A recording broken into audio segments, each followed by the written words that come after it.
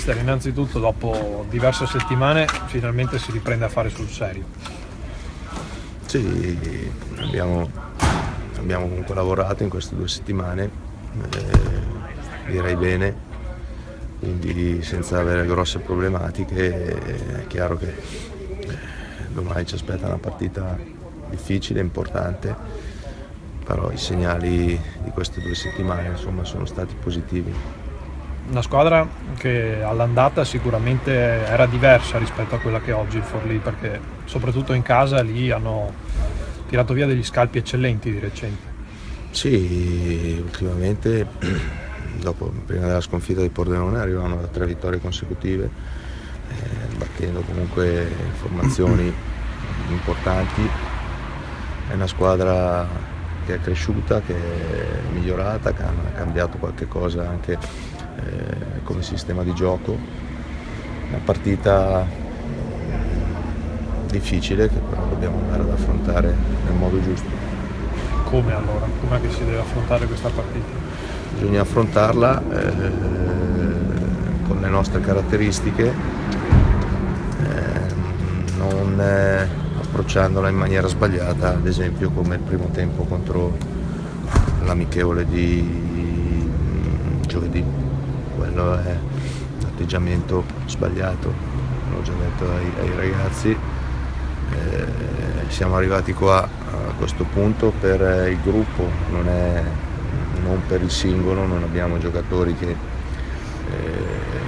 ci fanno vincere le partite da soli. Se l'atteggiamento è sbagliato solo da parte anche di qualche elemento, la squadra ne risente e la prestazione non è ottimale, quindi ripeto, l'approccio di giovedì è stato sbagliato. Ma è un segnale che ti preoccupa oppure pensi che sia passato, sia stato un momento e i ragazzi hanno capito? No, non mi preoccupa, però il nostro, tra virgolette, difetto maggiore, fino adesso i numeri dicono questo, tante volte poi vieni smentito, è che i punti noi li abbiamo fatti quasi sempre quando abbiamo fatto la prestazione, ma quando soprattutto abbiamo messo in campo le giuste motivazioni, la giusta cattiveria agonistica. Abbiamo lasciato per strada diversi punti con formazioni sulla carta che in quel momento erano messe peggio di noi, quindi questo ci deve far capire che tutte le gare sono difficili e vanno affrontate con il piglio giusto. Ecco, si riparte, hai 2 nuovi acquisti, un po' di scelta sia in mezzo che in attacco, in difesa ce l'avevi già prima. Come pensi potrà essere questo nuovo Padova? Immaginiamo non molto diverso da quello di Bergamo fondamentalmente. Ma sono contento che tranne Carlo Derisio prima dell'allenamento di stamattina sono tutti disponibili, quindi ho maggior possibilità di scelta e quindi questo mi conforta. Abbiamo avuto poche volte questo tipo di situazione, non siamo ancora al completo perché anche Carlo lo stiamo aspettando.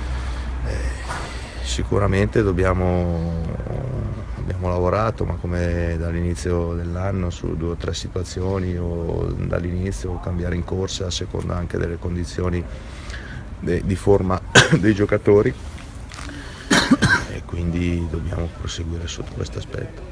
L'amichevole di giovedì, se non altro, ha fatto vedere che Altiniere e Netto in forma sembrano esserci bene. Sì,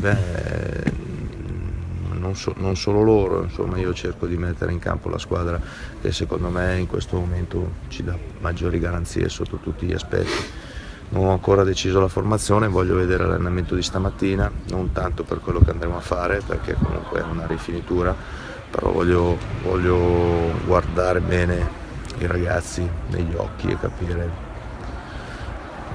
chi è pronto ad andare a fare una partita che sarà comunque una battaglia, una partita di corsa, una partita dove dobbiamo controbattere. Sicuramente abbiamo, secondo me, più qualità tecniche rispetto a loro, però loro in questo momento e nelle gare precedenti hanno sopperito a queste lacune con una grande corsa, un grande dinamismo, una grande interpretazione, perché non si battono 2 squadre comunque più forti ripeto, a livello di qualità non dico una